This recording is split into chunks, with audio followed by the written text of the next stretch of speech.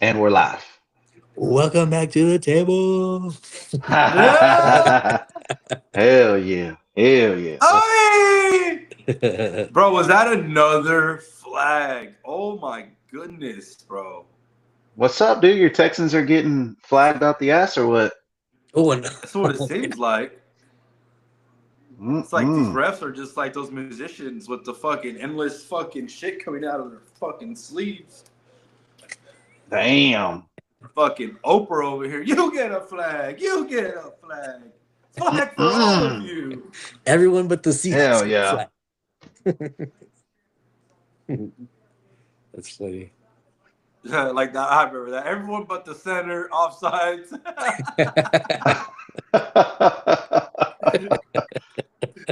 Ugh. Oh man.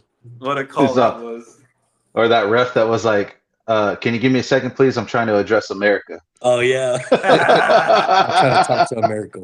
Trying to talk to America, please. Give me just a second here. Oh man. I'm trying to address America, gentlemen. Hell yeah. Well, what's happening, boys? Sorry about the delays there, man. Not too much. Like I Oh, said, dude. I'm in a makeshift studio right now, sitting in a quiet room, Corpus Christi, Texas. You know, what do they call it? The city by the sea? The Windy City. Yeah, aka Salinas. the Windy City. The Windy Salinas City. Town. Dude, I ain't joking, bro. Luke can vouch for this. Everything blows away in this town. Everything, Everything. bro. Your house, your car, your fences, House. everything. Your house. Everything blows away in this bitch. Oh Dude, man. you have that video of you on your roof when fucking Harvey hit? You Dude, call this a storm? you call this a storm? Fucking bro. Dude, if we would have had TikTok back then, that would have gone viral. Dude. You do. It's funny because I actually had a thought like thinking back to like when I first started middle school, like my first day of sixth grade. You walk into middle school. Like nowadays, kids have their phones. Like they could get distracted by their phones. They don't have to deal with that social anxiety. But I remember my first day. You're like sitting there because I got there early because my parents worked early, right? So I got to school early, and I was one of the first ones there. So I'm just sitting there like looking like, oh, it's like your social anxiety kind of rises up. But like kids today don't really have to feel that, because they have their phones to distract them from that. That's kind of Ah, so I don't know if that's like gonna mess up like the future with being able to communicate with each other or what. I still feel like I still feel like there's that social anxiety because at the end of the day, they have to put their phones away before they even walk into school now. They have to Yeah, turn them all true. off. And so it forces them to actually like look at each other and talk to each other. And it's like, in this day and age with just all the social media stuff, dude, like nobody has to sit there and have long form conversations anymore. There's no like, there's that like little weird, kind of Yeah, vibe that you get when you're trying to like get to know somebody. yeah. So what's up? All that small talk. That's funny. I can't imagine being a youngster again. Like in today's age, with all the social media and stuff, Mm-hmm. crazy. I just Well, have it's that. crazy because like I don't know. I also feel like as bad as today's kids are, they're actually really good compared to how I feel like it was when I was back there, back in those times. Back in those times. Mm. Mm-mm. Yeah. Well, anyways, boys, how about we go ahead and jump right into this, and we're just going to cut straight to the chase with the Miami Dolphins because they fall to the Browns 31-6. And Who? you know, right, exactly. Who? That's because you don't Who's want to their know who they Who's their are. quarterback? Yep. But before I take the floor on this, gentlemen, um, I'll give y'all the floor on this, but where do the Dolphins go from here, man? Have you guys? Well, actually, before you answer that, have you guys seen the most recent videos that have come out? I saw the one of The Mike press. McDaniel where he talks to the press about that he needs to evaluate the personnel or something like that. Oh, so you haven't seen today's press conference then? No, I didn't see today's. I saw the one.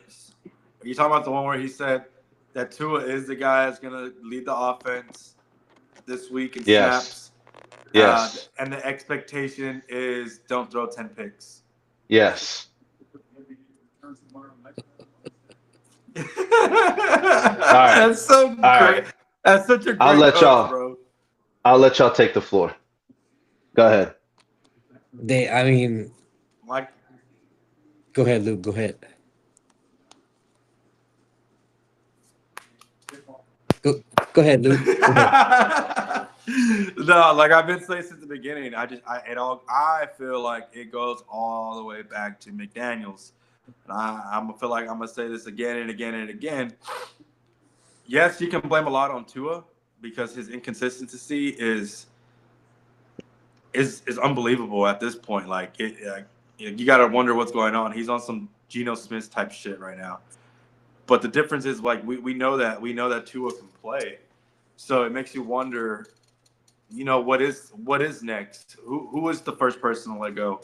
Do you get rid of McDaniels and see if another coach can help Tua? Do you get rid of Tua and see if McDaniels can train another QB?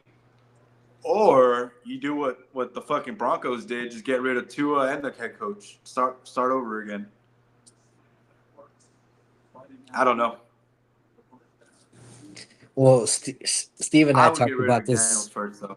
Steve and I actually talked about this earlier today. Steve kind of went on a rant, but we kind of assessed based on what we're seeing. It's probably Tua that's the cancer in that team. Because I mean, we've seen what's been going on not only in the locker room but out on the field. And I know I talked about Josh Allen not being consistent, but Tua over there on the other hand, 3 picks, gets benched for Ewers, so it seems like it's a Tua problem, because although Mike McDaniels isn't a great leader, I mean, I don't really know him personally, but just based on what we've seen, he's not a great leader, but he's a great offensive minded coach. So they're not really playing well offensively. So it's probably going to the fact that it's probably Tua that's the main issue on that team. And probably the reason why Tyreek wants out. Yeah. Steve? Oh, God. CJ So I agree with both. fumble. I agree with both of y'all on this. Right now, earlier, Cisco, when you and I talked, right, firm belief that I was like, dude, has to be Tua. It has to be Tua.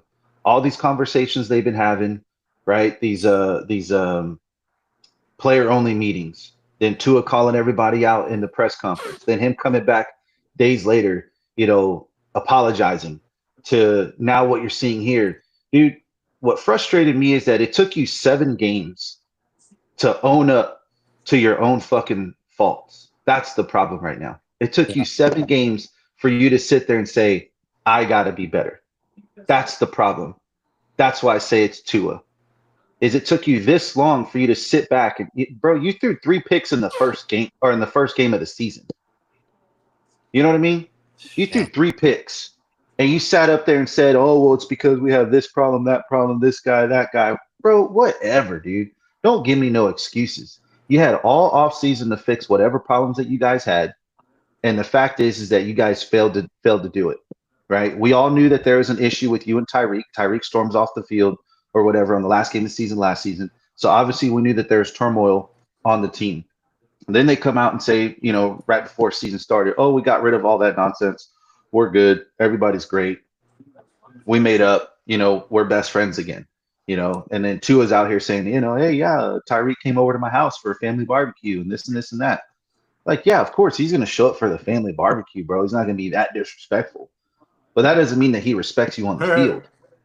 And that's the reality is that I feel like no one's respecting him on the field. And then he's not making a case for himself coming off the field when you're calling people out in the post-game press conference. Right. Saying that they're not showing up for team meetings or anything like that. Like, how are you going to sit there and do that? And then you're going to sit there with your play looking like shit. Bro, you can't scramble out the pocket. You get scared every time you get blitzed. Your fucking feet start shaking, like you're a diabetic or something like that. You're fucking just there. Just what are you doing? It's those concussions. It's called CTE, brother. And for all we know, that offensive line ain't even trying their hardest because they know they ain't worth the damn anyway. First play, you come out of the second half and you airmail a ball over Achan's like 5'5", and you airmail a ball 10 feet in the air. You make them jump up and try to grab. Bro, what? Let's be real here, man. Let's be real. Now, unfortunately, McDaniels is going to take the fall all day long. It's going to happen, yeah. He's nowhere to blame. But here's why they haven't fired him. Who the fuck's going to replace him? Who do they have on the staff that they can even trust? They don't have nobody. That's why Stephen Ross hasn't even made any changes at the coaching position, because who's he going to replace him with? They're all at fault. So what are you going to do? Yeah. You know what I mean? So Stephen Ross is stuck because he can't fire the head coach, because then they'll really go into, you might have people not show up to the game next week if that's the case, with nobody, and so he's probably going to have to keep McDaniels there to the end of the season. But unfortunately, he's going to take the fall for Tua. But that's where I said Tua's just as much to blame equally as it is with McDaniels. You know what I mean? This guy coming out of Alabama, it's like you would expect more. But I saw something today. Somebody was talking about it.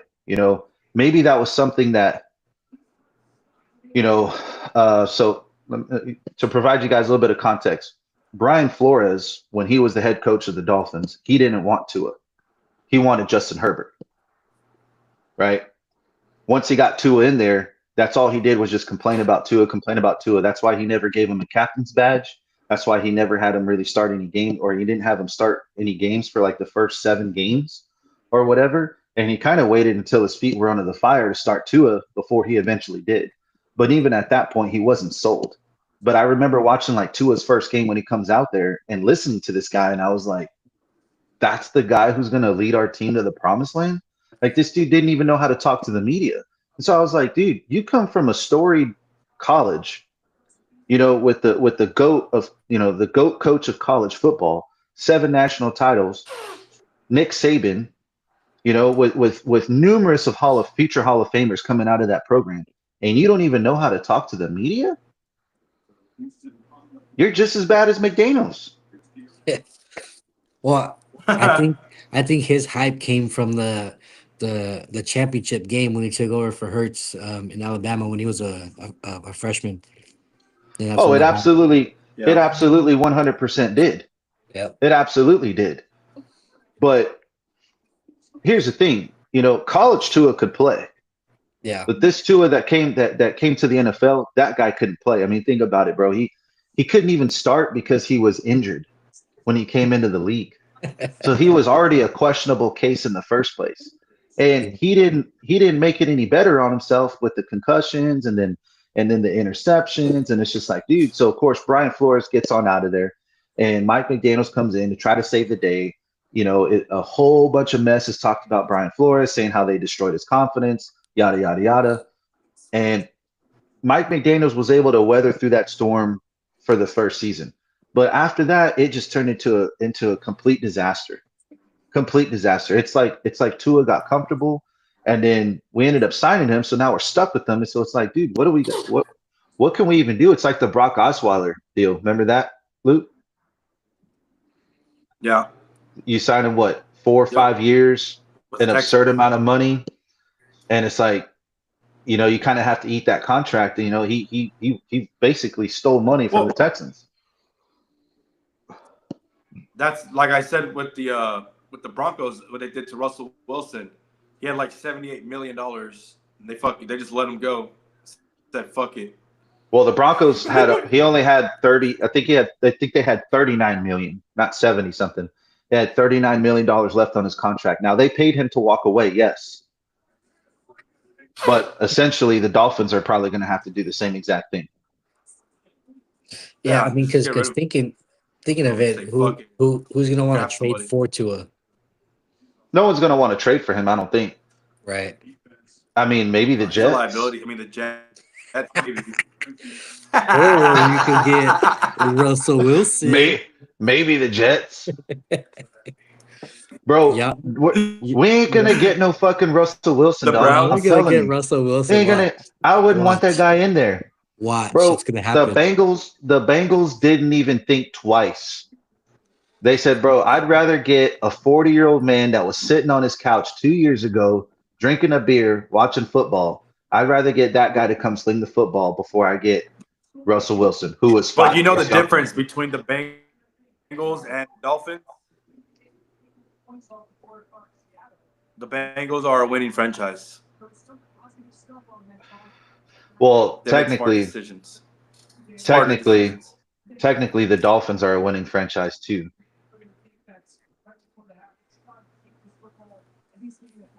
And they have Why? two Super Bowl titles. No, I'm saying they're a winning franchise. They won so many games from the 70s, the 80s, and 90s that all this disaster that they've been going through for the past 25 years still hasn't made them have a losing record all time. That's how many games they won in the 70s, 80s, and 90s. Sounds like a Cowboy fan over here now. No, I'm definitely not, because I'm not sitting here saying that we're going to the Super Bowl every single year. So don't do that. We Rage baiting. He's rage baiting. rage baiting. Yeah, Dolphins fans, we ain't delusional. I could promise you that. We know exactly what the fuck's going on with our franchise. You know what I mean? Are you sure? Absolutely, we know what's going on. And been around a real Dolphin fan? Absolutely, we know what's going on with our franchise. And yes, I have been around Miami Dolphins fans. Absolutely. And we all say the same exact thing. Tua ain't the answer. We've said it since day one. Tua is not the answer. Never has, never will be. Promise you that. You know who the answer? There's only one answer in sports. His name is Allen Iverson.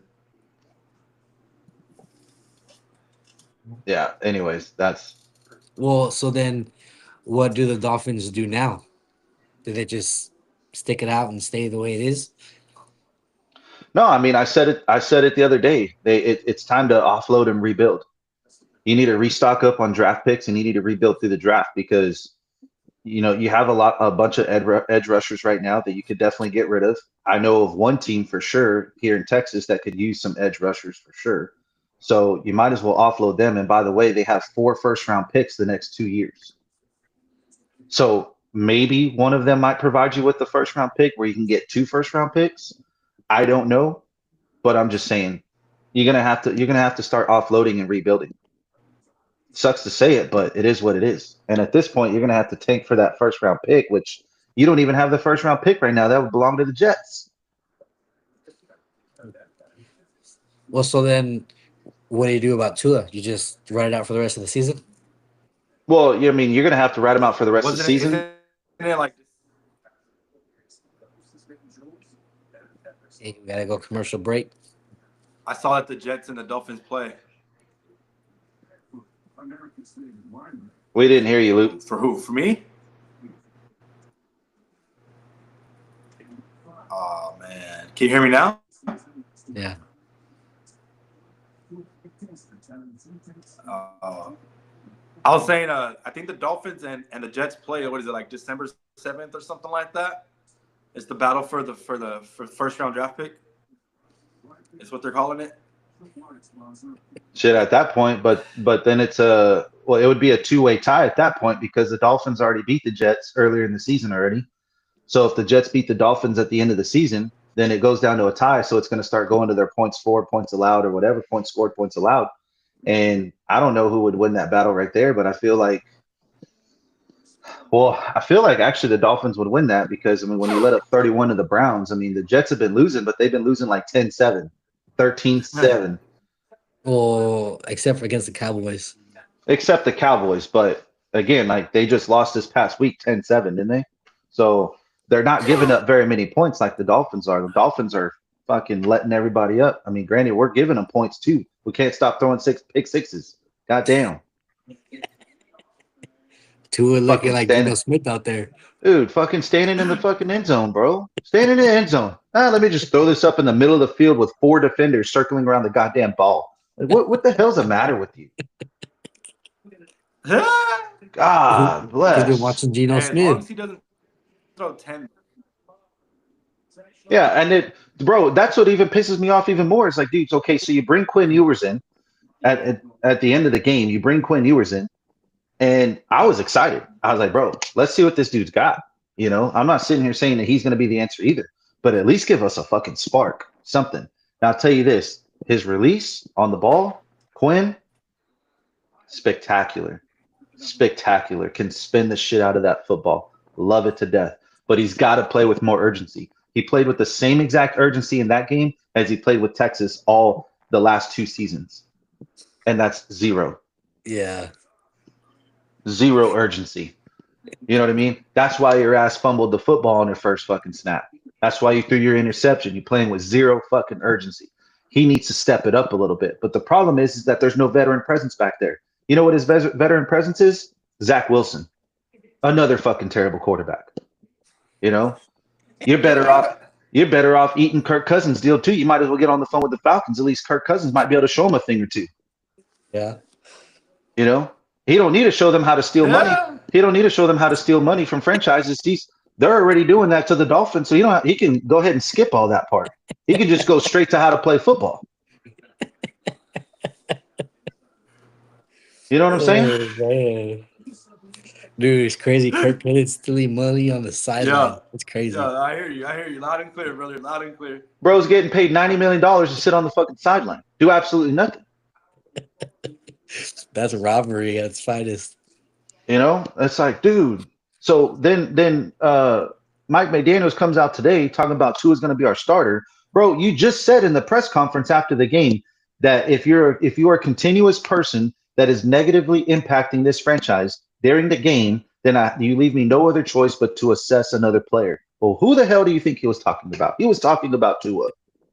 You consistently negatively impacting the game by throwing 10 interceptions in 7 games. You look absolutely awful. You have to be better. And you barely addressed the media yesterday after 7 games that you need to be better. Like, bro, come on, man. Oh, well, I definitely didn't play up to my standard as I have in the past, but we're not talking about the past. We're talking about, well, no shit we're talking about now. No shit. We're looking at you like you're retarded or something. Maybe I shouldn't have used that word, but we're looking at you like you're stupid or something because you just lost 31-6 and you gave the defense 14 of those points. Or you gave the Browns 14 of those points. Literally. I just think McDaniels is giving him another chance, and if it's the same thing, he's obviously going to get benched. But Again. why? Yeah. He's already trash. He's proven to you his mic skills suck too. He can't even sit there and admit that he was the one that's wrong. Yeah. I don't know why he's giving him another chance. Like, bro, start Quinn, see what you got there. If you have something cool, spark up your offense and dude, honestly, man, they threw Quinn in there. You know, Quinn may have fucked up a little bit and threw that interception and, like I said, fumbled the bag and all that other nonsense. Bro, all of the teammates walked up on the sidelines, all pat him on the back. Hey, bro, don't worry about it. Hey, don't worry about it. Hey, don't worry about it. It's all good. It's all good. It's all good. You don't see nobody talking to Tua. Nobody comes to the rescue of Tua. Why? Yeah. Because that motherfucker's on an island by himself because that's all he cares about is himself. Hawaii. He's looking at fucking pointing the finger at everybody else instead of looking at the mirror. That's why I think McDaniels is giving another chance because everything's like out in the light now. So, hey, we're just going to give you another chance. Carry on. If you mess it up, that's it. Commercial I break, wouldn't- ladies and gentlemen. Wouldn't even giving him one more chance. Yeah, that's Block.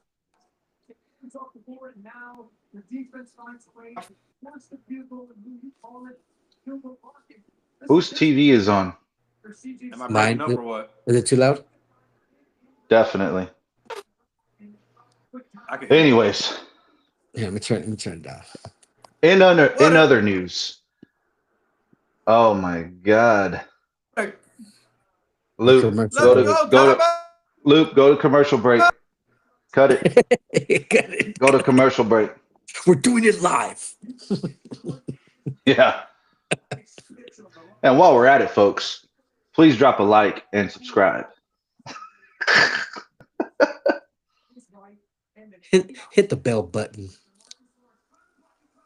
Mm-mm. Shit, my sister's probably watching it from her phone in the room, and she can probably hear me through the damn walls. I'm over here screaming and shit. Uh, yeah, We'll wait for old boy to come back before we get into the other news.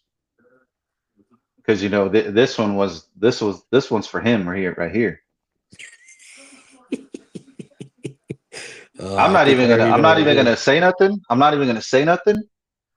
I ain't rage baiting. I ain't doing nothing. Okay. I'm gonna let him say his piece, and we're gonna move on like men. Okay. Gonna move on like men. He needs to hear it though. He does need to hear it, so he needs to hurry up and get back on. Feel like he's hiding on purpose, chat. He's He hiding on swore purpose. he swore up and down last episode. Here we go. Here we go with the excuses. Hey, don't be giving us no excuses, dog. What's up? Hey, so in other news, the LA Rams took down the Jacksonville Jaguars 35-7. Oh shit, I'm breaking up again. Hold on. Oh, here we go. Whatever. He just said a lot of here. Look at him already. Matt Stafford throws 5 touchdown passes, 3 to Devontae Adams. And so my question to you, Loop, is: are the Rams the best team in the NFC? In the NFC, probably not. It's probably the Seahawks. It's close though.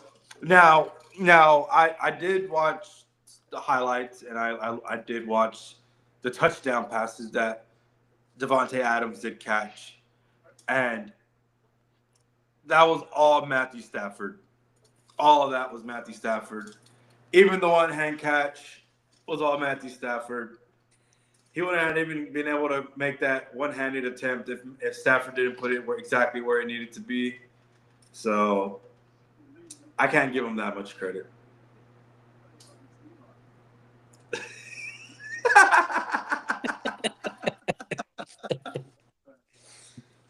I don't know. Matthew Stafford was out there catching the balls too.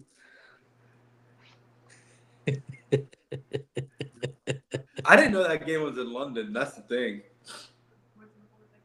Well, and they changed up their flight situation where they went there like Friday night to get there Saturday morning instead of being there for a few days.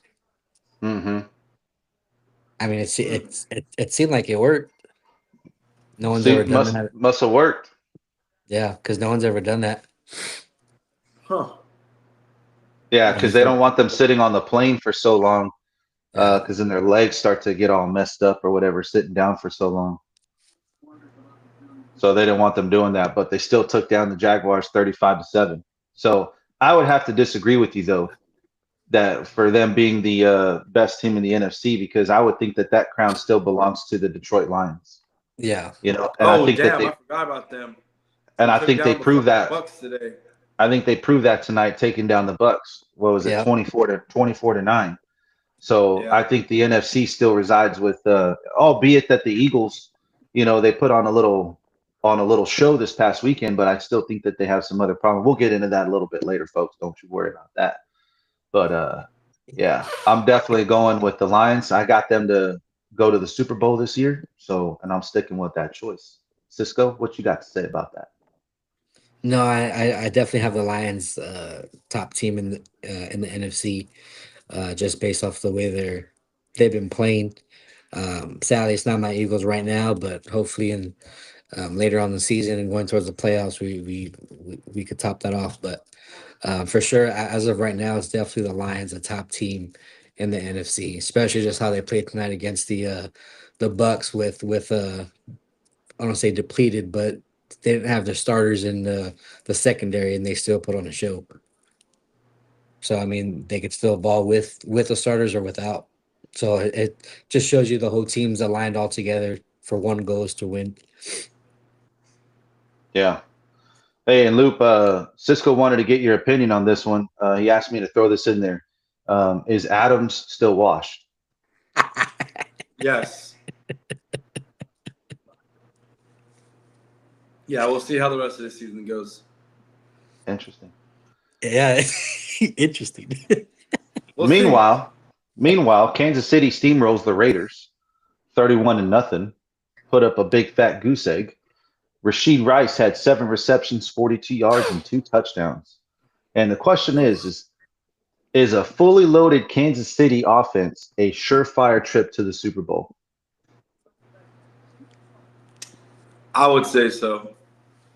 So would you say that so are you saying if you had the opportunity to pick Kansas City to the Super Bowl or the field, who would you take? Kansas City or who? Or the field, The field. meaning the entire AFC. Oh. So it could be anybody. Right now, with the way Kansas City's offense is firing, I would say yes. Kansas City is. I would put them above the Colts. I think they can definitely beat the Colts when it comes to that game. Who's going to out firepower who? Kansas City wins that game all day. Cisco, what you got? Well, the Chiefs are looking rough for sure. Not rough in the sense them as a team, saying rough to beat. But the Colts have been playing consistently good, right? Mm-hmm. Yeah. Despite their one loss. So the question is, can they keep that consistency throughout the whole season? And if going into the playoffs, if they end up making the playoffs, which I'm sure they will, but just in case, right? But it's can they keep that consistency? And we know how the Chiefs play in the playoffs. You know, they're right here, but then once playoff comes, they elevate their game. So it's can the Colts match, can the Colts match that? Which I mean, it's kind of hard to say yes they can or no they can't because we haven't seen that group together in that position, right? We just know what we see now in the regular season, but can they step it up that notch when it comes down to that playoff time? So I mean, just to give an answer for right now, I'm gonna say no, just because we haven't seen them in that position. But do they have the capability as a way to play now? Yes. Yeah. We like to think so. Once you play Kansas City, it's a whole other ball game. Yeah. I mean, the press, the pressure, the name. You know, you want to beat them so bad because it would look so good to beat the dynasty that they have in the playoffs, to have that on your resume. So all the self pressure that the players are going to put on themselves, it's tough. You know, not just because the game itself, but the mental aspect behind all of it. I think, and then of course, the Chiefs that's the bread and butter is what they've been coming up in. That's what they've proven time and time again that they can overcome. Right, and That's exactly why I put them right. And I'm giving more the edge towards the Chiefs because they have that experience, which the Colts don't. Right, so I think experience goes a long way when it comes to that position. Yeah. Well, I love an underdog story, bro. Who doesn't? You know what I mean? So I'm definitely taking the field.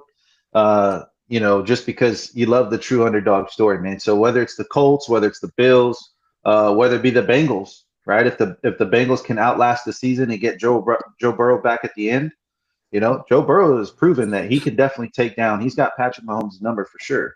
So, if Flacco can come in and do what he's been asked to do, which is basically just hold down the fort till we can get our starting quarterback back, then I could definitely see them coming out from the swamps. Then another one that you have to think about too, though, is Vrabel and the Patriots. They're coming on pretty strong and they're looking damn pretty good. He's got them rolling along right now. Drake May is outstanding. The defense is doing great. So, there's definitely going to be some teams out there that I think are going to give the Chiefs some problems. Now, my thing with the Chiefs is can they stay healthy? Yeah. Right. Because we've already seen Xavier Worthy go down week 1 with the shoulder injury. Right. Rashid Rice it wasn't an injury, but he had the issue with the whole suspension thing. Isaiah Pacheco is always in and out of the lineup. He misses games every single year. So that's my biggest thing is if they can stay healthy, they have a really good chance of making it. But the likelihood of that happening could be it could be a coin flip. And so therefore that's why I'd rather take the field in a situation like that. Isn't Kansas City like 4th or 5th in the AFC right now though? Well, they're 3rd place in their division. In the division, so they're like 5th place in the AFC. Yeah, so the Denver Broncos have the division right now at 5-2. Broncos and the Chargers and the Chiefs and the Raiders, right? Yep. And so I don't know what the playoff picture would look like. For example, if the playoffs started today, I don't exactly know what that picture would look like. But the Kansas City Chiefs would either be out of the playoffs or they'd be in a wild card spot, depending on how the other divisions stack up against one another. So they definitely need to keep winning out, that's for sure, which if they play like how they played this past weekend, they played a clean game of football. There wasn't a whole lot of questionable calls where penalties seemed to kind of go edge their way out or whatever. But then again, it wasn't a close game either. When you steamroll the Raiders 31-0, kind of is what it is at that point. Bringing out vodka on the sideline while they're still playing. Probably. Who knows? Celebratory. Dude, and how about that mercy from Andy Reid to start victory formation at like 2 minutes and 40 seconds with the opponent having all 3 timeouts left? Well, again, if you're at 2 minutes, you could be at 5 minutes. You could be at 5 minutes and 31-0, bro. Like, I think it goes without saying that they weren't going to get caught up. You know what I mean? There was no chance in hell. You definitely have that confidence. Yeah, sure. 5 minutes. You can't run out the clock in victory formation at 5 minutes. Yeah, but again, you're 4 scores down. Yeah. At best, and those 4 scores would take you having to score a touchdown and a 2-point conversion on every single try. Hey, and so again, the Broncos. The likelihood that they weren't down 4 scores though. They were only down. They were down like 2 or if not maybe 3 scores. You can say 3. So we'll say 3. But nonetheless, let's move on, man. So getting into the other half of the games, man. So Philly finally gave us an offensive spark between the Vikings. They won. They defeated the Vikings 28-22. Cisco, congratulations, my friend. Appreciate that. Sure you're excited about that one. A.J. Brown, dude, listen to this stat. A.J. Brown and Devontae Smith, they combined for 13 receptions, 304 yards, 3 touchdowns. Listen to this shit. Both of them together combined for 304 yards. I think Jalen Hurts' stat line was 324 yards. Crazy. That's insane. But the key takeaway in all this was that Barkley only he had 18 rushes for only 44 yards. And that's what I want to kind of get in terms of the getting into the meats and potatoes of this game is I want to take a look at Barkley for a second. So that guy ranks 3rd in attempts in rushes with 113 rushes for the season. So that ranks 3rd in the league. He's 22nd in total yards, and he's 43rd in yards per carry at 3.3 yards per carry. He's 43rd. That's not even the top 32 teams. So my thing is that they beat the Vikings 28-22, but are you still concerned for Philly? And Cisco, since this is your team, we'll let you take the floor first, man. Are you concerned or are you not concerned? No, so just like the take you had with the Chiefs, the only concern, which we actually saw a few guys go down, is can they stay healthy? That's that's the main concern. Because I mean, because just like how I said previously, as far as am I concerned with the whole AJ Brown thing, him being on that field is a threat. Just his presence is a threat, even though Absolutely. he didn't play like it. So the same way I say AJ Brown's a threat, it's the same thing with Barkley. With him being on that field is a threat. So they have to look at that too, because at any point of the game he can pop off. So not really concerned with how based on what I saw um, yesterday. I'm not concerned with how they're playing just based off yesterday. It's just can we stay healthy? Because like I said, a few guys went down yesterday on the defensive side, but on the offensive side, can we stay healthy too? Because that'll be the big thing going into the rest of the season and into the playoffs if they do end up making it too. Um, but concerning wise, no. Him having that stat line, like I said, just his presence makes a big impact. Just like I said too with Jalen Carter, that last was it 2 games ago where he was out, and that was a big difference, him being out versus him being in there. So Yeah, it's just a presence alone, it's fine, and it seems like he's aligned with that too. He's not satisfied with how he's playing, but he's satisfied that they're winning. So that just goes to show that that presence there, it's a key factor. for sure. Luke, what you got? Are you still concerned about Philly even after this win? Yes. Enlighten us, Yes. sir. Just because it's early in the season. Just because it's early in the season and they're not showing consistency yet. Let's see. Let's see them build off of this, win a couple in a row, and then we can say that they're good. But just like you mentioned, Saquon, especially because I have him on my fantasy, I think once we start seeing him put up some more numbers, then I'll feel a lot safer about saying that we have nothing to worry about.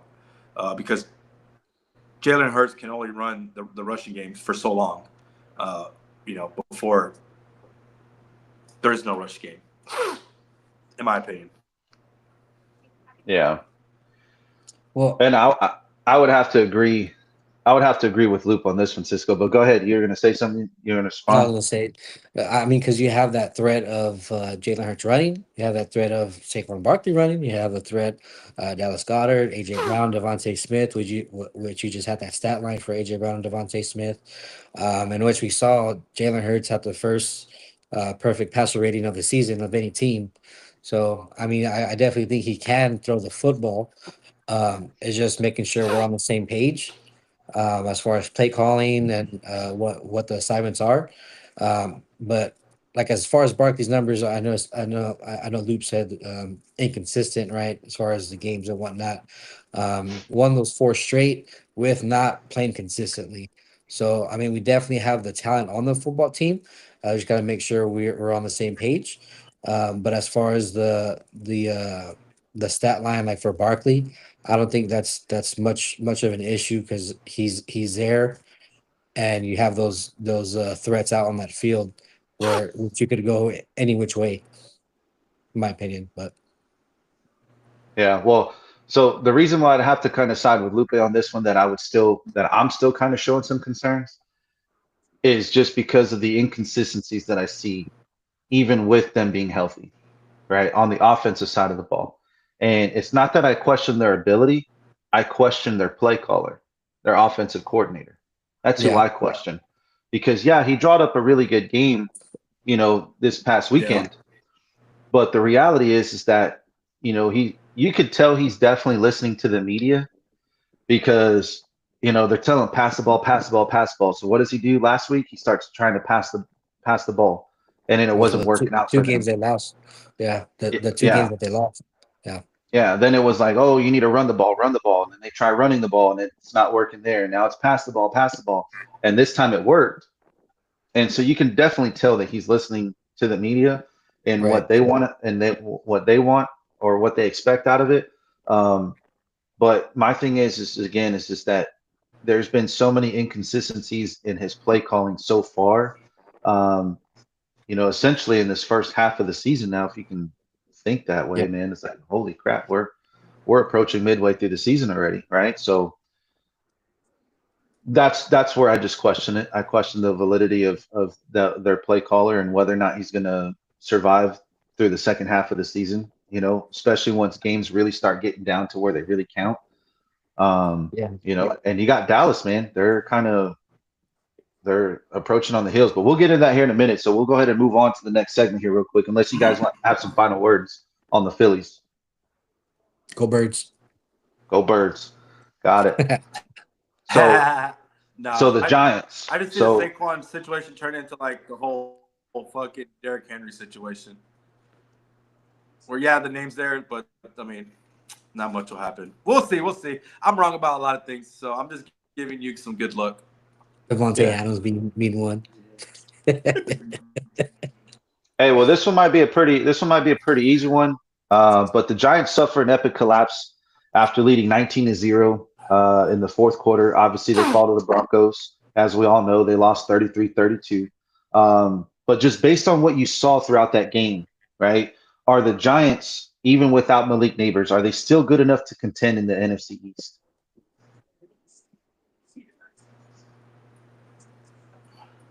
Nope. I didn't see much, so I'll say real quick. I would say yes, just from the amount that I did see. I like to give Denver a lot of praise. I believe I did in the last video about them playing at home. It's always pretty 50-50 in my opinion. Because, yes, to elevate, and then also Denver's like Seattle. They just play really good at home. I feel like for them to go in 4 quarters and dominate, essentially, I would say there is some good hope, without your key receiver being there. Dart, don't look too bad, and of course, Cat, whatever. I'm fucking getting tongue tied. Is gonna do his thing. Cisco, how do you feel about it? Cisco, do you think that they can still? So and just for context here, just so that way you guys know, right? So they are 4th in their division in the NFC East. The Eagles are 5-2, Cowboys 3-3, the Commanders are 3-4, and the Giants are 2-5. I think they still can contend by the way they're playing. I mean, their kicker had 2 missed extra points, and that would have won them the game. So but by the way they're playing, they still can contend. Because that game they lost to the Broncos, really close game, and like I said, the kicker missed those 2 extra points. So, yes, they still can contend, but it's just if can they. By watching that game, I feel like they let off the gas a little bit going into that fourth quarter. They got comfortable because they were playing lights out the whole game, and they're like, "Oh, we got this in the bag." But then here come the Broncos, right? So they're a young team. They still have a lot to learn.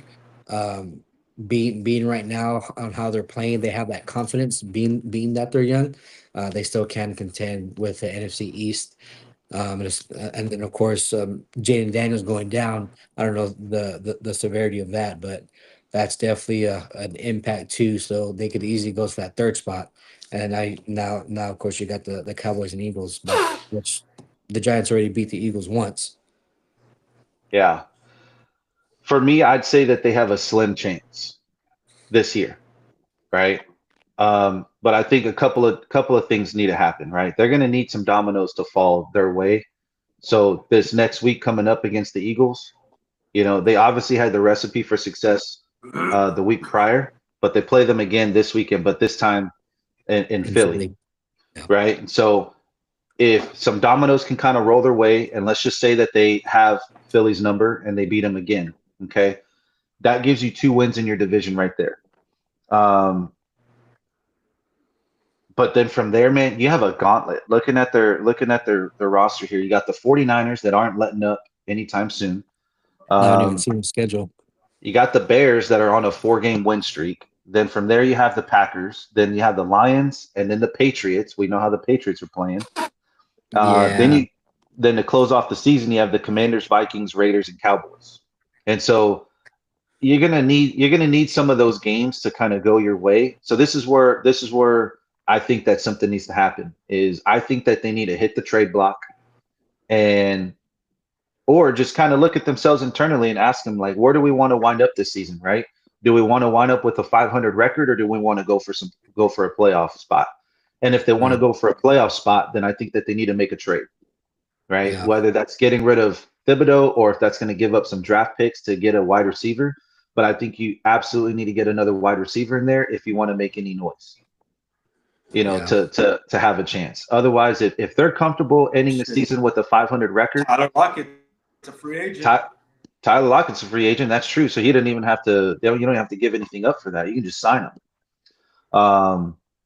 But again, they for sure need like a true wide receiver one to be in there right now. That Malik Neighbors is not there. They need to find another one. And if they can do that, I think that they might be able to have a slim chance of getting in there. But it all just depends on how they view this season, on whether or not they want to make the playoffs. In my Yeah, opinion, and I didn't even see the remainder of the schedule, and yeah, it's definitely like you said, a gauntlet for sure. Um, Chips definitely have to fall their way in most of these games. yep, Which can they play consistently like that, just like they did against the Broncos, but not letting off the gas. for sure. Well, let's move on to the next game, fellas. We got Indianapolis gets a quality win over the Chargers. I know we spoke about them earlier, but they get a quality win over the Chargers, 38-24, right? Um, and the biggest question, man, is, and looks like we're going to lose Luke for a little bit. So Cisco, I'll just kind of ask you, but who's stopping Indianapolis right now? I haven't even looked at their schedule, man, Yeah, to see who they got coming up. Because I mean, they're rolling. They haven't let up. they haven't They skipped got a beat. yeah. They got the Titans, which they got the Titans. The Steelers, that'll be a pretty good matchup, but I think the Colts could take the Steelers just by how the Steelers Hmm. defense is playing. Yep, The Falcons, I think they got the Falcons. I mean, the Chiefs, they got the Chiefs November 23rd. That'll definitely be a challenge for them if the Chiefs continue to roll like how they have been, especially with their team fully back.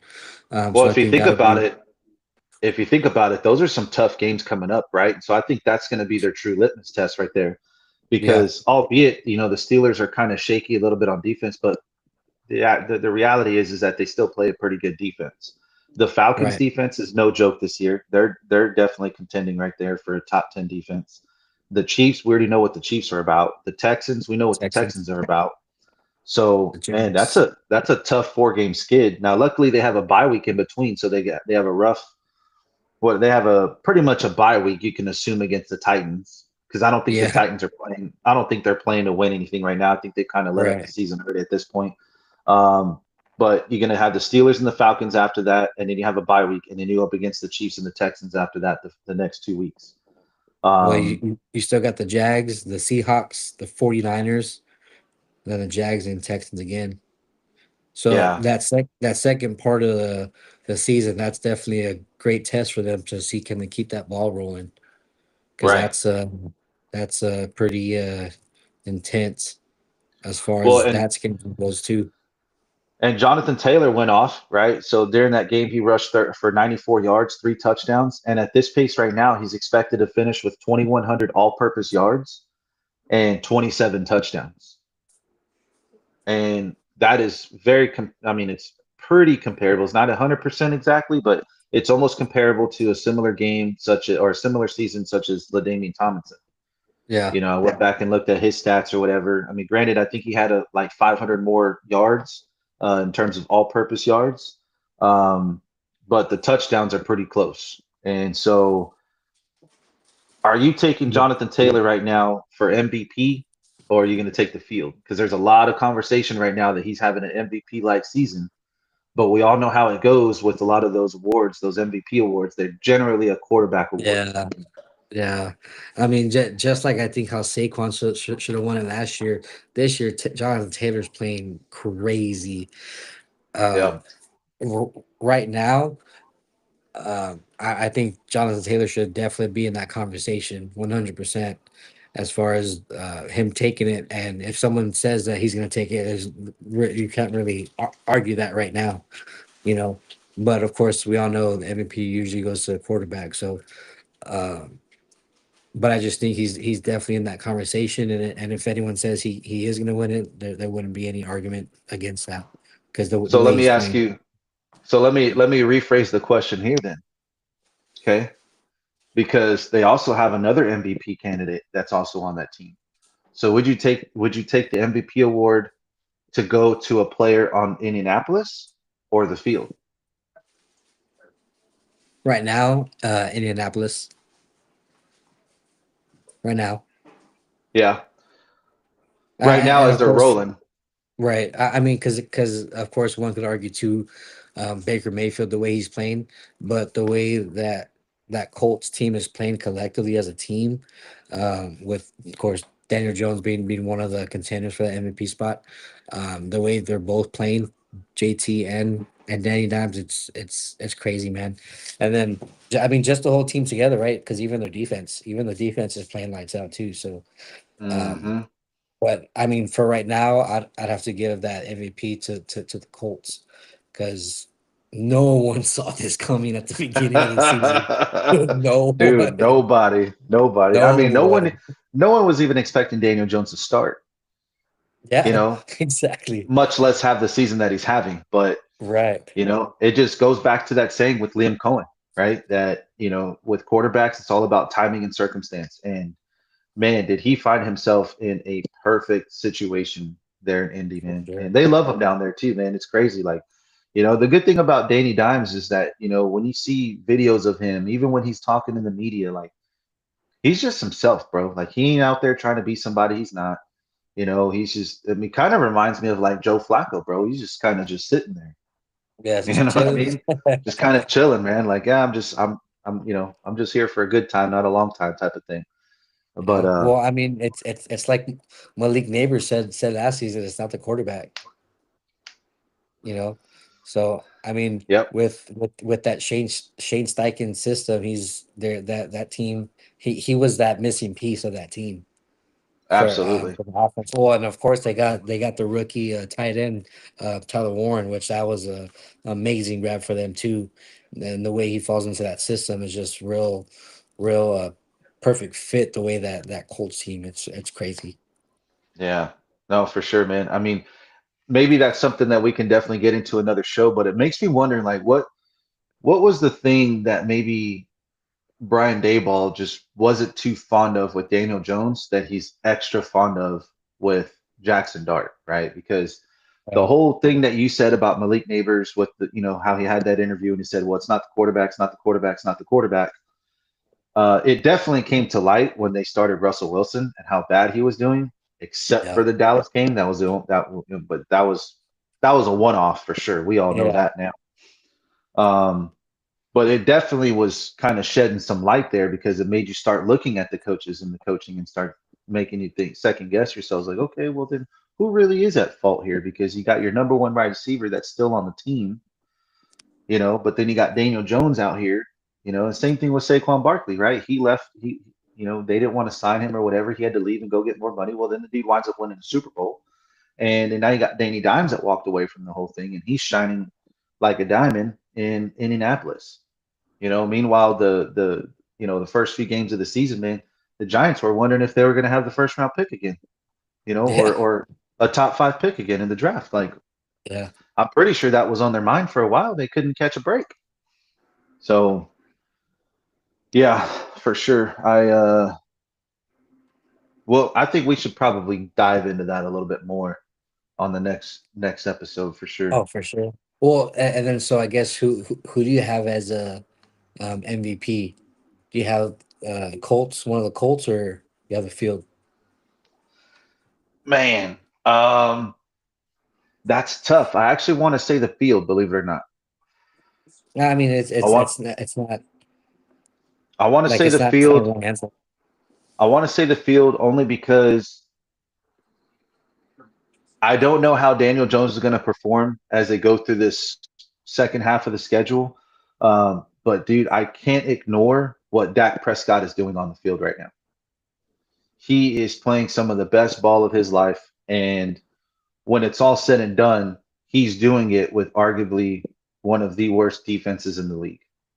And so to be able to, you're basically playing two against one because not only are you playing against the defense from the other team, but you're playing against your defense from your own team as well because they can't stop a cold. You know what I Yeah. mean? And so it's a two versus one matchup. And so for him to do what he's doing right now and overcoming those odds, if he can continue to perform at this rate and the offense can perform at a high level as they have been, I mean, you got Javante, what is it? Javante Williams, right? Is Williams. the dude, he's second in the league in rushing right now, if I'm not mistaken. I'll Yeah, have to double he's check the killing stats, it. but I think he's second in the league in rushing. That's crazy. You Well, and know, then who Pickens is playing to get paid. and Pickens is paying to get paid, which by all, I mean, dude, yesterday I was concerned, bro. When CD Lamb came back, I was like, dude, how's he gonna do with CD Lamb there? Because if you look at him when he was with Pittsburgh, right? If the ball wasn't going his way, this dude was completely lost in the sauce. He was not involved in the play at all. He didn't try blocking, he didn't try running, he didn't try doing nothing. So I was like, dude, how's it gonna fare up? But yesterday, bro, he looked good even when the ball wasn't in his hands. Trying to get And paid. and well, we all know that he's trying to get paid, but it's like, dude, if you can perform like that all the time, man, boy, what a receiver. You know what I Oh mean? yeah. But that kind of goes into our next topic there because Dallas did take, their offense did take flight over the Commanders and they won 44-22. And so CD obviously with his first game back, he goes off 5 receptions, 110 yards, 1 touchdown. Dak Prescott puts up 264 yards, 3 touchdowns, 70% completion percentage. And he had a 130.4 QBR rating last night, bro. Looking damn good. So Still that even beat Jalen Hurts 158.3. and so as I was kind of alluding to with the as I was kind of alluding to with the whole Dak Prescott MVP conversation, right? The question for this segment was, can Dallas's offense make up for the defense, but in the playoffs? No. You No, don't because think so? defense no, because defense wins championships. And once it gets to the playoffs, play the what is it? Not style of play, but the play execution goes up a tier. And Everyone's more locked in. and keep in mind that we still have about 14, excuse me, 14, 15 days before the trade deadline. And so they could definitely still make some trades for sure if they're truly dead set on this year, trying to make a run. Um, they could still make a run at it. See, They could make a splash trade. it's hard to guess what they'll do because obviously Jerry Jones running that team. Either he's just dead set. No, we're sticking with this team, because we're I have all my ducks lined up in a row, or he could be try to um, make it a point like, hey, we never needed Micah. We could do it with another player. Like I didn't have to pay Micah to contend in the playoffs or whatnot. So I mean, it's hard to tell if they are going to make a move or they're not. But I'm if I were to bet money, I would bet that he's not going to make a move because it's Jerry Jones. So he's probably going to just be like, hey, we're going to stick it out with this team because we got we know where the sun's at. So a little saying from so yeah, I don't see them making a move to get players on the defensive side. But if they don't, they're not going to last to contend in the playoffs because that's just that level of play is just too much for that defense that the offense won't be able to keep up. I What are would your thoughts? definitely, I would definitely have to agree with you to an extent. But again, I think what we really need to look at here is just how powerful this offense really is. I mean, because we're not talking about just CeeDee Lamb and Dak Prescott, right? Right? We just alluded to the fact that Javante Williams is the top 5 rusher in the league right now. Not to mention they haven't even really played Jaden Blue at all, which if he's a shell of himself as he was in college, I mean, you have a two-headed monster essentially right there. You have a two-headed monster at receiving, and then you also have an awesome tight end with Jake Ferguson. And so Mm. I think if the defense can somehow figure out a way to just be mid at best, I think they could potentially make a deeper run in the playoffs. But it is going to have to factor on into how Eberflus draws up that defense because they don't blitz a lot and they don't play man coverage a lot either. They primarily play zone. And if you have a quarterback that is sitting there in the pocket and you can't rush that, you can't Yeah. rush the quarterback at all, they can easily get picked apart. And so I think depending on who they're playing could potentially derail them for sure. I think if they see like the Lions first round, they get bounced. If they see somebody like a Matt Stafford in the first round, I think they get bounced. Um, but man, something tells me that they could wind up seeing Philly. And we saw that game against Philly, and they held their own for the most part, you know? Yeah. And so I could see Dallas kind of maybe perhaps squeaking by at least one game on there, if they see Philly in the first round of the playoffs. If they do, I don't know that they would, but maybe they might see them in a divisional round, but I think they for sure would see them in a wild card matchup. Um, and I could see them kind of squeaking by a win there. Unfortunately. Well, if there's Cowboy fans in the chat or watching, y'all are making a run this year. Sad. Just Uh, to let y'all know now, because I know every year is y'all's year.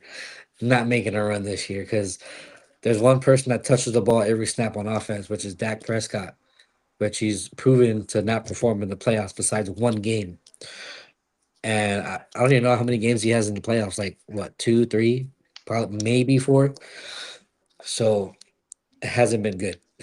So yeah, just like I said when I was on my first podcast with y'all, as long as Dak Prescott's on that team, I'm fine. The Cowboys are not gonna make a run because he does really good in the regular season, for just like he sure. did, I think, in the 21 season. I Really agree with good. you. Come playoffs, turns into Lamar Jackson in the playoffs. Yeah. But also too, here's the biggest thing with Dak though, right? Is that when there's expectation is when he crumbles. It's when there's no expectation that when he is when he likes to light up. You know what I mean? Well, And if they go to the that's the playoffs, that's when you reality. have expectation. But well, hold on there. That's where I beg to kind of maybe differ.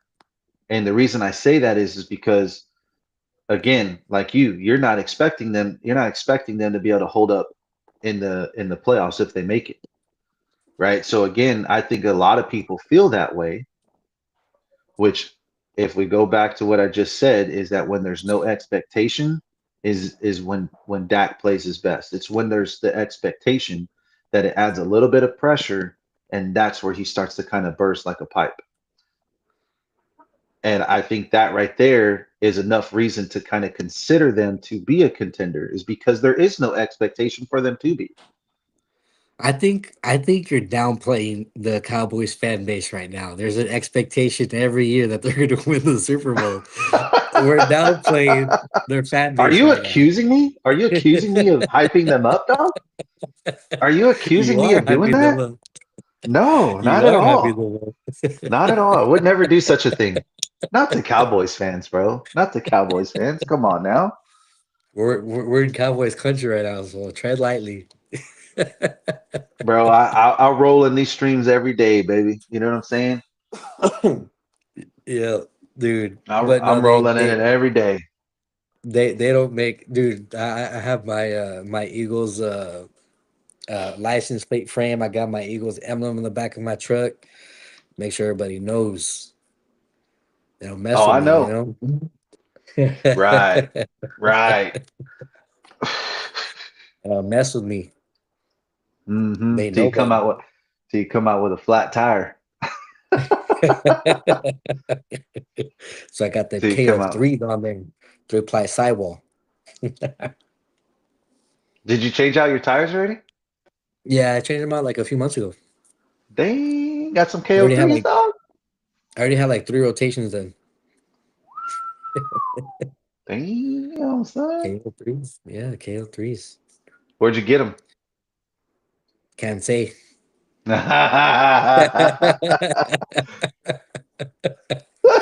Just know. Just know. That's so funny. But no, the Cowboys. Well, what do you think? Do you think they make a run with their defense the way it is in the playoffs? Well, again, it's just like I just told you, right? Is Well, that it? if they don't make any moves, Mm, yeah, I mean, I still think it's possible, and that's not to hype up the fan base. It's not. I'm being legitimate here. I'm being legitimate. All right. It's not to hype up the fan base. I'm just sitting here saying is that there is no expectation for them to go anywhere this year, right? Because no, after seeing the first few games with how bad the defense has been playing, everyone was just like, we're screwed. I mean, even after the Michael Parsons trade, everyone was like, dude, we're screwed. Like we're screwed. That's it. The season's already over. But of course here comes Dak playing lights out, and it's like, oh, I don't know, maybe we might have a chance. And then of course see there is. then they tie the Green Bay Packers, and it's like, oh, okay, Micah Parsons didn't affect us too bad. I mean, he got the one sack, but it was just barely, and whatever, man. But I think again, still at the end of the day, I just think that there is a chance because there's not the expectation to go to the Super Bowl in my eyes. In my eyes. Now, the fan base might see it elsewhere, but in my eyes, I don't see them having any chance to make it to the Super Bowl. And for that reason, that is why I say that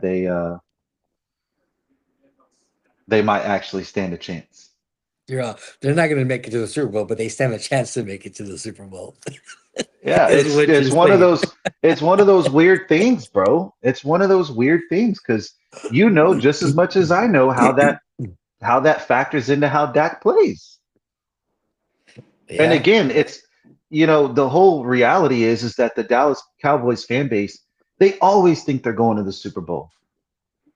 So that's not the well, pressure that he because feels. He doesn't feel it well, from the fans. He feels it from because the the way they media. played during the regular season, that's why they think they're always going to make it to the Super Bowl. Because he plays, like I say, he plays lights out in the regular season. Brother, but they've been feeling like this in the Romo days. They've been feeling like this after the Troy Aikman days. Like they always felt this way. They always say that, and that's the culture that has been instilled in the Dallas Cowboy regime is that, oh, we're going no matter what. That, I mean, I don't think they I make a don't run know at what all. else to say. I'm gonna go on a thing here saying that they're not even gonna make the playoffs.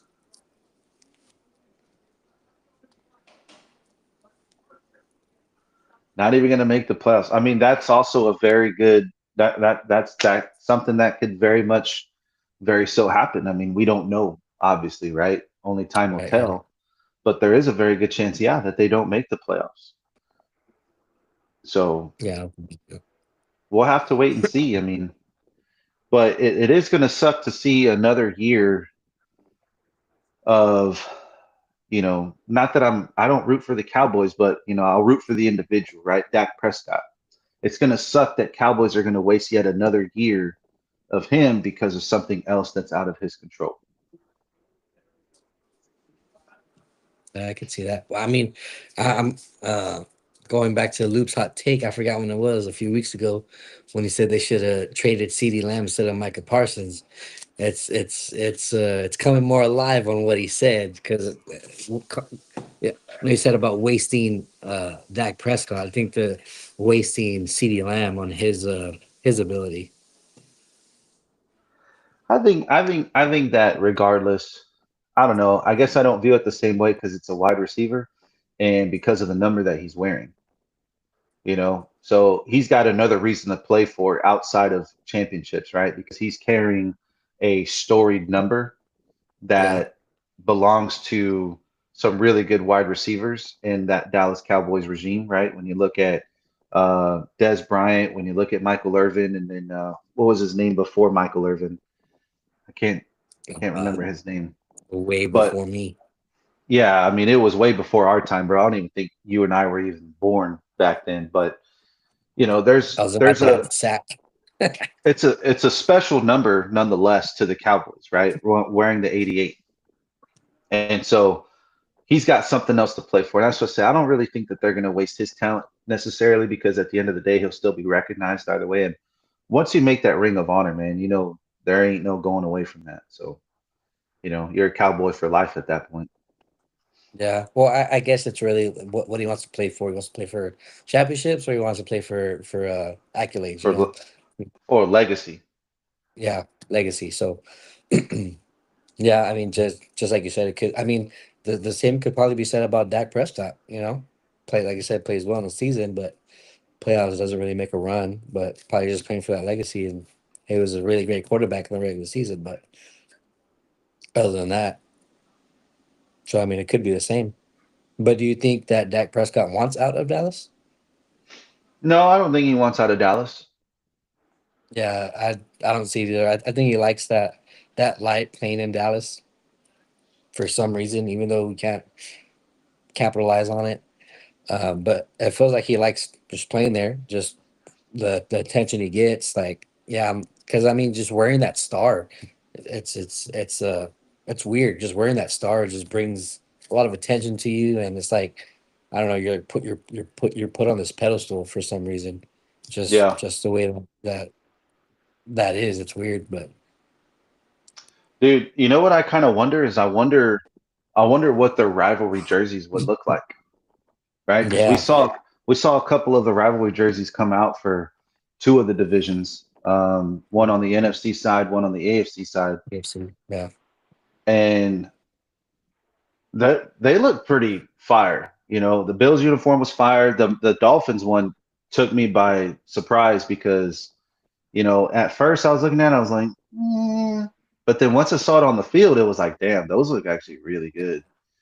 Um, I even like the Cardinals one. the tortilla, I guess you could call it that. I think that's what they're calling it, bro. I don't know exactly what they're calling it, but The tortilla. I wasn't too sold on theirs, but that's just my opinion. But I like it nonetheless, a because it's lot of like those a lot of those rivalry jerseys look cool, and it just like yeah. what Oh, what it what the Patriots one looks really good. My friend has a jersey, Drake May on the rivalry one. It looks really good. yeah, yeah. So I just kind of wonder So what like those would look like, how badass they would yeah, be. the star. Yeah, that's kind of hard. Dallas Maverick theme, or I don't know. Yeah, who knows, man? Who knows? That'd be a good one. I I know. like I their know there I will be like their some classics that they always wear though. The like the navy blue with the white two tone right here the white. along the Yeah, yeah, shoulder. yeah, yeah, I yeah. really like those. I mean, it's the same with the Dolphins too, right? When they wear like the 85 throwbacks or whatever, like those are so sick and there's so many petitions going around that they just need to make that the permanent uniform. Like Cowboys, man, that those throwbacks The, look dope as fuck too. the throwbacks do look really good. Um, Yeah. The Jackie Kelly has Green from the Phillies, yeah, dude. yeah. The I Kelly rock Green that is, hard. bro, is so sexy. That Kelly Green.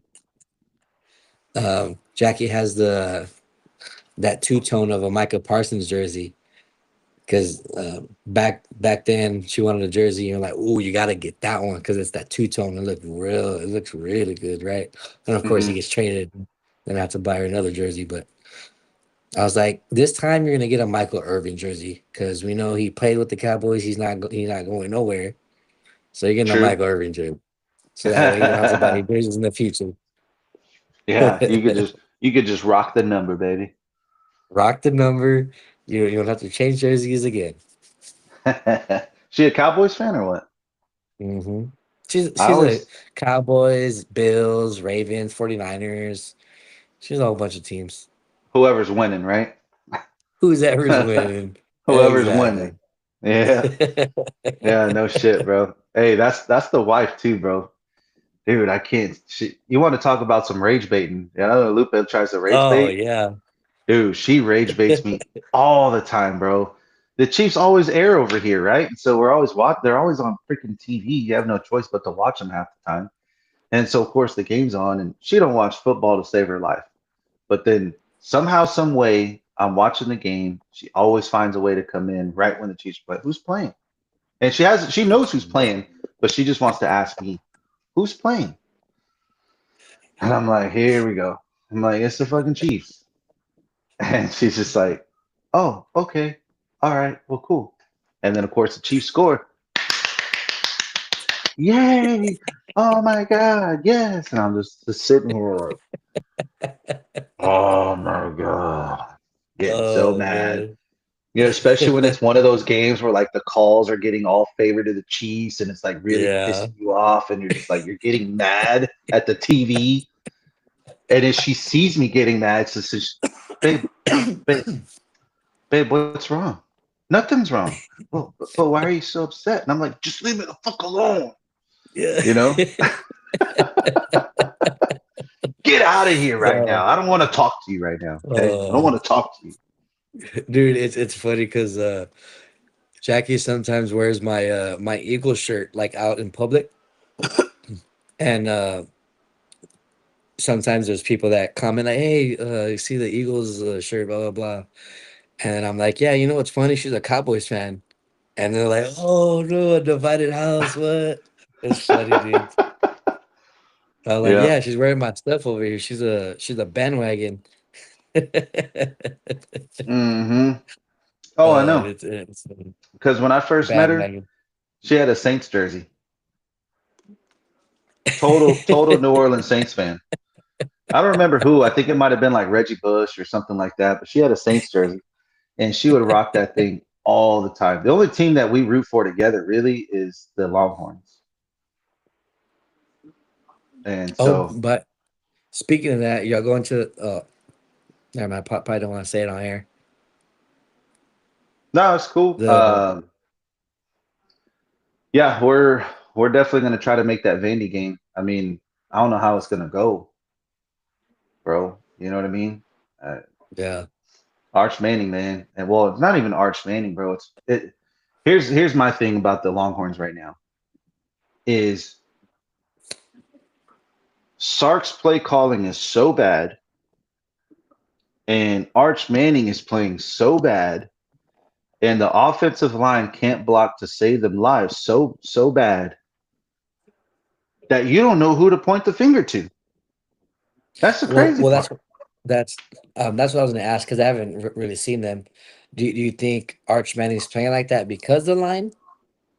Dude, we snuck by Kentucky. We snuck by them. You know, if it wasn't for our defense, we would have lost that game straight up. Yeah, I You think I know, saw the but end of that.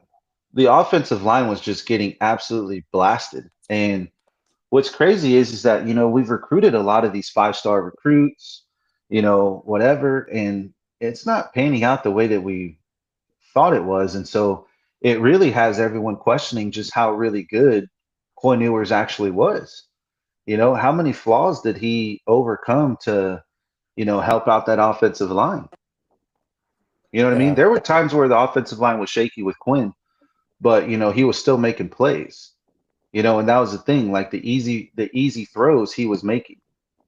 And that's one thing that Arch isn't doing. The easy throws, he's not even making the easy ones. You know, the quick throws in the flat, he's not making them. The quick checkdowns, you know, he's too slow to get to the check down. If he's got to be able to make that read quick. And the only time that he's really shined is when we play these unranked teams that are completely out of conference, and they're a bunch of no-name schools that that you kind of have to like you have to pay that school in order to Yeah. play against them, that type of thing. And so it's tough, dude, like I said, because you don't know who to blame. You don't know whether to point the finger at the offensive line. You don't know to point the finger at Arch, or you don't know to point the finger at Sark, because it all Well, do looks they like have the shit. same receivers? Well, they lost Isaiah Bond to the draft, which he ended up going undrafted because of his whole, off the field issues. But nonetheless, he's on the Cleveland Browns. And so, but they still have Ryan Wingo there, and they have another, his roommate. I don't know why I can't think of his name off the top of my head. Um, it's shit, man. I can't think of it right now, off the top of my head. But he's got another receiver that's his roommate right now in college. That he's Livingstone, however you want to pronounce it. So I mean, they've been doing, they're Ryan Wingo for sure is surefire. He's lights out. Problem is Mm. that every ball's getting thrown 2 feet in front of his feet, and or he's getting the balls overthrown to him when he's running his deep routes. And so that's the problem What that do we're you having think? It's there. just a chemistry thing. I don't think it's a chemistry thing because Wingo's been there now. This is his second year, and regardless, him and Quinn were both getting first team reps. And even last year, whenever Arch would come in to substitute out for Quinn Ewers, he would still be able to hit Ryan Wingo on targets. So they've established a chemistry, and even throughout the offseason over the summertime, they spent a lot of time together. I mean, he would go to Ryan Wingo's hometown where he grew up in, the neighborhood that he grew up in, and would hang out with the kids and play football. So I mean, they've established that on the field, off the field chemistry, but you're not seeing it in the games. And you're not going to sit there and blame the receiver for it because when the receiver's wide open, the receiver's Yeah, doing his job. yeah, you can't hit them. Yeah, But when the throw's off target, that falls back on from there. You have to just go ahead and start looking at, okay, well, was he being pressured or is he not being pressured? Because that's an O-line question, right? And if he is being pressured, then how is he performing while being pressured? Because you got to imagine that when he gets into the league, he's going to get pressured even more, pressure. Yeah, and you're going to have to figure that out. And if you can't play well against the pressure, well, then teams aren't going to draft you very high. Your name right. might carry you higher than most, but the reality is that if it's not for that last name, we're looking at you in a whole different, you know, Yeah. Do you think that expectation is getting to him? I don't think it's the expectation. I think he's probably been able, because you got to think that he's carried that expectation from the day that he was born. Yeah, It's the fact that he was born with that last name. So he's had that expectation his whole life. I think he's kind of learned to kind of block that noise out.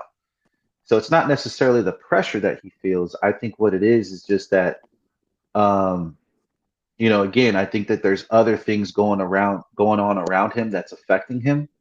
But then I also think that there was just a lot of because of his last name, he was recruited or scouted as a much higher recruit than what he actually was. Because if yeah, you go back to his high school days, he wasn't playing any teams outside of his school. yeah. That's what I was gonna say. I saw somewhere, I think it was Johnny Manziel saying like he never really played like a like top tier schools in Right. high school, and then coming into college, obviously he was backup, and then now going into the light in the SEC, the top conference in football and college football. So it's like it can't. Does he have that skill set to play among those tiers of players? You know, and I mean, Hmm. I haven't seen much of college football just based on what I've seen on people said and whatnot. But so I don't know if he has that skill set. Yeah. Again, it's tough to say, it's tough to tell, but you know what you're saying about him not playing outside of his school district. That's what I was alluding to. Is that you know that's why again the last name itself got him That's where he's at. scouted a little bit higher than what most quarterbacks would have. Because I guarantee you, if there would have been somebody else in that position other than him, he probably wouldn't even have any offers. Yeah. But the fact that he had that last name and it carries weight behind it because of who his uncles are and who his granddad is and who his dad is, that they had to take that into account. Um, Yeah. I appreciate him for wanting to stick around, because as a backup, I mean, with Yeah. that last name, if he had any, but who knows, maybe he didn't even have that confidence in himself Yeah. to transfer out of there. Maybe he was worried because if he transferred out of there, he probably wasn't going to be able to compete for that starting job anywhere else, playing the way he's playing right now. Yeah. Well, and I At know least if he that. stays in Texas, he's had 2 years with the program, being redshirted. He's had 2 years with the program. He's played as a backup, and then he had a chance to come in to back up for Quinn when he got hurt last season. And so he's had a chance for them to somewhat see him, although it was against like UL Monroe and UTSA and all that or whatever. So it's not really teams that are competitive, Yeah. but still, you know, And maybe I that's why and he I know never even there's transferred out. yeah, and I know there's a lot of talk at the beginning of the season. Does Manning hit the draft after this season? And a lot of people are saying, yeah, he's gonna hit the draft. Well, I mean, in my opinion, I think the way this season's going, based on what I'm hearing, I don't think he hits the draft this year, I don't think this he coming hits the year. draft this year because I don't think anyone would take him first in the first Right, round. right. You know, He has to prove himself as a starting quarterback. absolutely. Yeah. Yeah, So he'll definitely stay for another year for sure. yeah, because he has to make his footprint and making himself that starting quarterback. Because as of right now, it's not much. Yeah. And at which point, too, that goes back to what I had kind of talked about a few shows ago is that, or, well, this wasn't a few shows ago, this was quite a while ago, but, I talked about the Cowboys when they made the trade for Micah Parsons to get those 2 first-round picks. Maybe, that all happened before we knew what Arch Manning was going to be like. And, but assuming that he was a shell of what his uncles were, Right. that obviously puts him as a top tier quarterback, in terms of a draft prospect. And so, who knows that maybe Jerry is kind of eyeballing Manning in the draft, whether he went this year or next year, which is why he wanted 2 first-round picks. Good. Um, Yeah.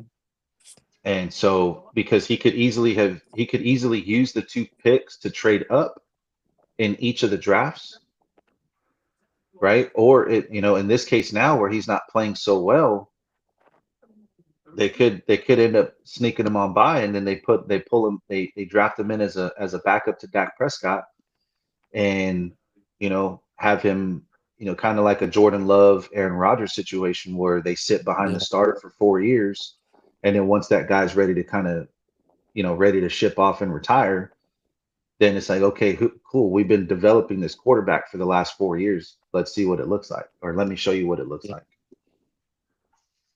You know, That's a good take too. Kind of a hard one. it is hard Yeah. because I don't know, man. But he wants to go to a big market, and now that Jackson Dart is in New York, the only other 2 big markets that I can think of that are going to be in desperate need of a quarterback within the next 2 seasons. Well, I wouldn't say desperate because the Cowboys aren't desperate, but they could be potentially eyeballing a successor to Dak Prescott here in the near future. But between Yeah. them, I think between them and the Dolphins, the You think Dolphins, he goes where Q Juniors is at? yeah, I mean, how ironic would that be, right? That Quinn Ewers is there, and then what if Manning ends up getting drafted there? A lot of people don't think about it, but Miami's a big time market. There's money to be made over there, and so there's an endless amount of money coming out of that market. Albeit it sounds crazy because Miami hasn't been associated with the term winning outside of the Heat when LeBron James was there. So, but the reality is that it's a big market, Yeah. and Well, and I mean, I don't know if this team's a big market, but I for some reason the team that popped into my mind that I think would be a good fit for Manning, if he ends up panning out, is the Saints with Kellen Moore as their head coach. Of course, you still got Kamara, Olave, and you got And Spencer Rattler, quarterback. that's a very good take too, because that's where he's from. He's from Louisiana. Ah, I didn't even know that. Yeah, and But his granddad played for the New Orleans Saints back in the day. I don't know that either. Yeah. But So for some that's a reason, very good take. popped in my head. For some reason, that popped in my head like that'd be a good fit for him, based on the Saint situation and of course his situation too. Yeah, so I guess it would depend too with Spencer Rattler and Tyler Shutt, how that pans out between the both of them, right? But if they can't figure it out, that's a really good example. So then maybe outside of those three markets, then the only other one that comes to mind too is the LA Rams.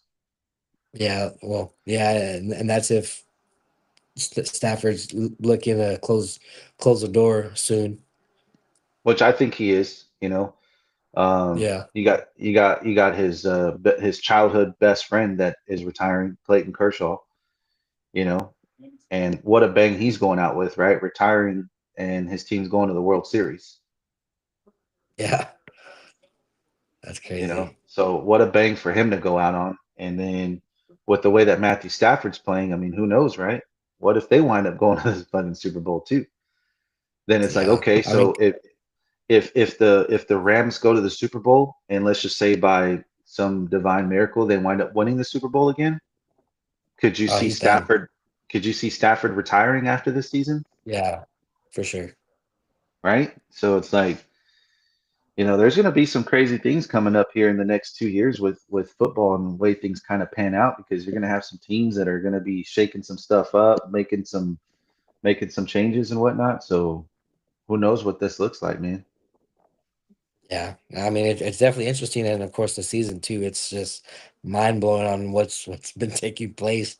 Like the Colts, just like we talked about earlier, them being coming out of the blue, and that's just crazy to to see, and Yeah, and it's to an think interesting that season.